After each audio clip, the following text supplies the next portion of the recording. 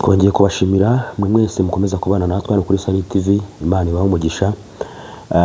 Tubyukanye amakuru meza, tubyukanye amakuru menshi atandukanye hirya no hino mu gace k'u Rwanda nk'uko mukomeza kugenda mubyumva. Amakuru atubwira ko ibice bigiye bitandukanye impanuka zikomeje kugenda zibica bigacika, ariko kandi icyo twakishimira nuko nta bantu bari kuzigwamo, nta bantu bigeze bagwa muri izi mpanuka nk'uko bigaragara. Imana yakinze akaboko irinda abantu bayo. Turaza kubigarukaho, ariko kandi turaza kurebera hamwe ibiri kuvugwa hanze y'u Rwanda nk'uko bikomeje kugenda bigaragara. Turaza kurebera mu Burusiya uko bihagaze, turebe ibiri kuvugwayo nk'uko bigaragara. Rero reka duhere hano mu Rwanda, ariko kandi reka tubanze tubasuhuze, tubahe n'ikaze hano kuri Sunny TV. Imana ikomeze kubaha umugisha mwe mwese mudukurikira muherereye hirya no hino mu bice bitandukanye by'igihugu ndetse no hanze y'igihugu, abari i Burayi, abari ku migabane itandukanye, mwese tubahaye ikaze hano kuri Sunny TV. Imana ikomeze kubareba neza kandi ibahe umugisha kandi mugubwe neza mu amahoro. Ibyo nibyo tubifuriza. Hanyuma reka turebe amakuru ari kuvugwa mu Rwanda ajyanye n'impanuka uko bihagaze mw'abantu mwe. Imodoka ya bisi ikoresha amashanyarazi y'imwe muri sosiyete itwara abagenzi yakoreye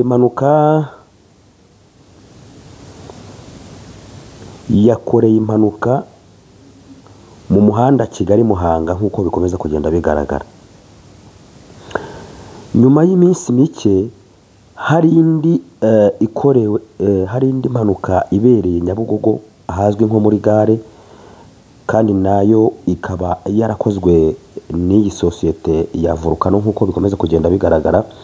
Kuri ubu ngubu amakuru dufite nuko ahitwa ku Kivumu mu muhanda uva Kigali Muhanga naho habereye impanuka y'iyi bisi y'amashanyarazi yo muri sosiyete ya Volcano nk'uko biri kugaragara ahangaha. Iyi mpanuka rero yabaye ubwo iyi bisi yavaga mu mujyi wa Kigali yerekeza mu majyepfo. Icyakora amakuru dufite nuko nta babashije kugwa muri iyi mpanuka. Imana yakinze akaboko ikarinda aba bantu nk'uko bikomeje kugenda bigaragara. Impanuka yabereye Muhanga Kigali ahazwi nko ku Kivumu mu murenge wa Cyeza mu karere ka Muhanga. Yabaye ku mugoroba wo kuri tariki ya 18 nk'uko bigaragara Kamena 2025 ubwo yari mu rugendo rugana mu ntara y'Amajyepfo nk'uko biri kugenda bigaragara hano. Mw'abantu mwe rero ntabwo ari ahangaha gusa, kuko iyi mpanuka zo zikomeje kugenda zifata intera nk'uko tugenda tubibona. Nyuma y'impanuka iherutse kubera Nyabugogo, ubwo umwe mu bari batwaye iyi bisi ya Volcano yavuze ko iyi bisi yiyagisereye hanyuma ikagenda ikagonga igikuta cy'inzu zo muri gare. Iki gikuta kikagwira abarimo imbere, ariko akaba nta n'umwe wapfuye nk'uko amakuru tugera atubwira.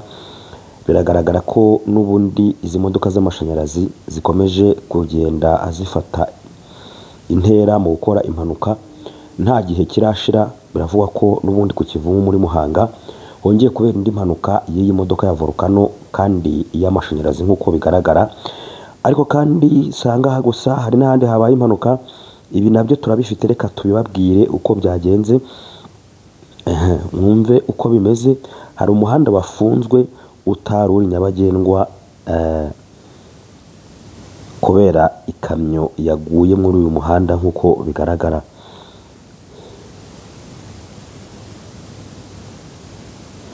Aha bari kubaza bati ese impanuka zo mu muhanda ziyongera kubera kutamenya amategeko agenga imikoreshereze yawo?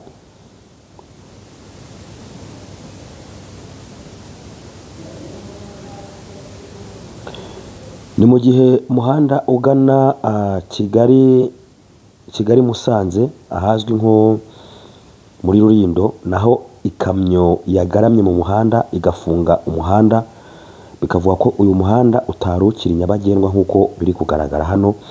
Iyi mpanuka rero iyi kamyo nayo amakuru atugera akavuga ko nta muntu wabashije kuba yayigwamo nk'uko bikomeje kugenda bigaragara, gusa imodoka yaguye mu muhanda kandi ifunga umuhanda. Akaba ari kwibazwa se impanuka zikomeza kwiyongera mu bice bitandukanye by'umuhanda ni imihanda ikoreshwa nabi cyangwa ni ukutamenya amategeko agenga umuhanda? Aya yose ni amakuru akomeje kugenda atugeraho gatanu kuri gatanu. Impanuka zikomeje gufata intera idasanzwe mu bice bitandukanye by'igihugu cy'u Rwanda nk'uko bigaragara, ariko kandi reka twihanganishe abakoze izi mpanuka, tubabwire muti Imana muri kumwe, biraza kugenda neza, baba bari kwa muganga cyangwa se n'abari mu ngo zabo.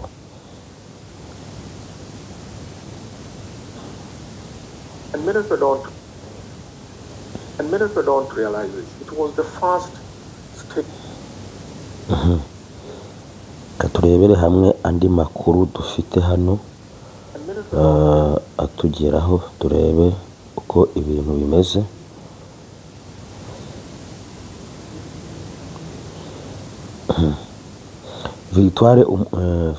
Victoire Umuhoza ari gutanga ibisobanuro mu rukiko rukuru rwa Kigali ku rubanza ruregwamo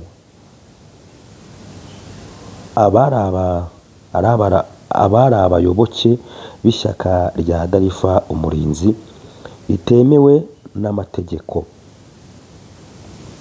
N'umunyamakuru wa Umubavu TV Nsengimana Theoneste baregwa ibyaha birimo gushaka guhirika ubutegetsi nk'uko bigaragara.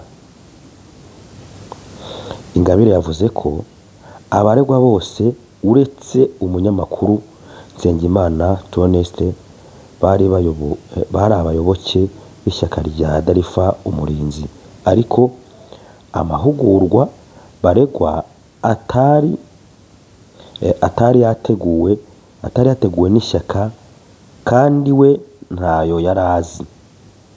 Aya makuru niyo yakomeje kugenda avuga uyu umunyapolitike witwa Victoire Ingabire nk'uko bigaragara. Reka dusimbukire hanze y'u Rwanda turebe ibiri kuhavugwa nk'uko bigaragara hano. Umuvugizi wa Minisitiri y'Ububanyi n'Amahanga y'Uburusiya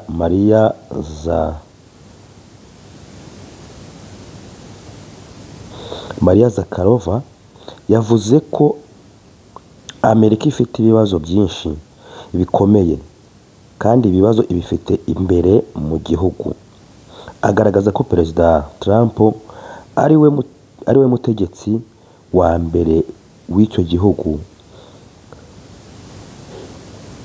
wemeye ku mugaragaro ko ibyo bibazo bihari. Aya magambo niyo yakomeje kugenda avuga ko muri Amerika imbere mu gihugu harimo ibibazo. Ibi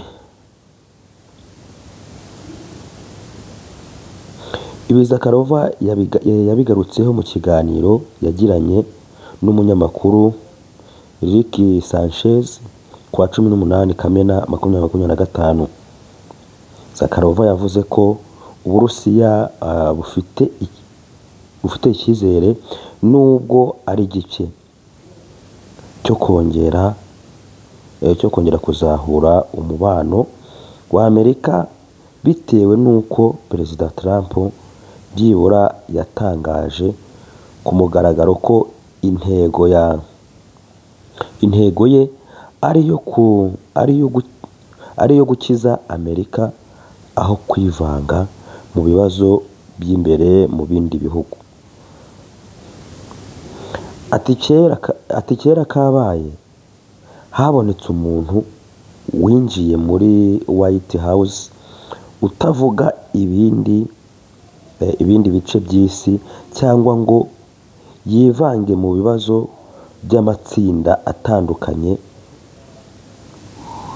yo ku migabane itandukanye.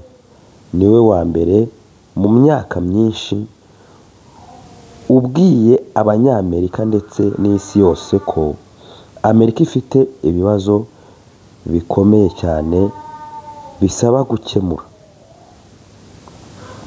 Ibi nibyo yakomeje kugenda avuga. Uyu mugabo yari afite byose: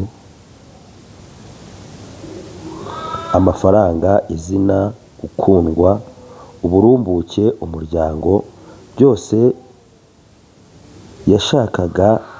Yabaye na perezida, yashoboraga kuvuga ngo kuva ubu ndibera njyenyine, ariko yagarutse avuga ko azongera kwiyamamaza atari ukubera amafaranga, izina cyangwa gushimwa, ahubwo ari ugushaka gukiza igihugu cye. Ibyo bintu mbona icyizere cyiyongera. Aya niyo magambo yakomeje kugenda avuga mw'abantu mwe. Reka rero tubashimire. Ibiganiro byacu turaza gukomeza mu masaha ari imbere. Mukomeze mubane natwe hano kuri Sahel TV. Bane bamugisha, kanda subscribe, hanyuma ukoreshe urayitinga ibiganiro byacu, utwandikire muri comment, dukomeze tubane 5 kuri 5. Naho ibiganiro byacu nakagaruka. Ukomeze ugire ibihe byiza kandi ugubwe neza. Imana ikurinde.